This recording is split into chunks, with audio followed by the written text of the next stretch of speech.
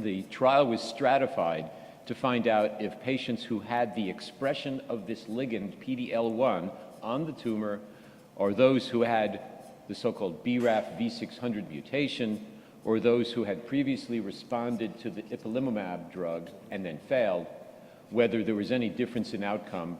That's why that stratification was done. In looking at the important endpoint of response and duration of response, because remember, just getting a response in oncology is not the name of the game. It's whether you have a response of long duration.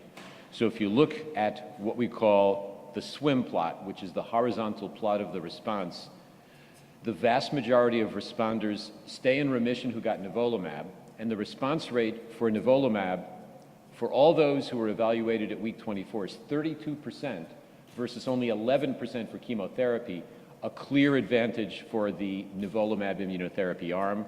The vast majority of the patients who responded to nivolumab are still in remission. So if there were 38 responses to nivolumab, 36 are still in remission. And if you look at this so-called swim plot, the little yellow arrowheads indicate a patient who continues in remission. As you can see, the vast majority of patients continue in remission. And if you look at the duration of response in the patients who got chemotherapy, it's only about 3.5 months. Whereas if you look at the duration of response for those who got nivolumab, the immunotherapy, it has not been reached. So that median duration of response is not reached. And if you look from across the room, it's pretty obvious that it's going to be a long time because 95% of the patients are still in remission.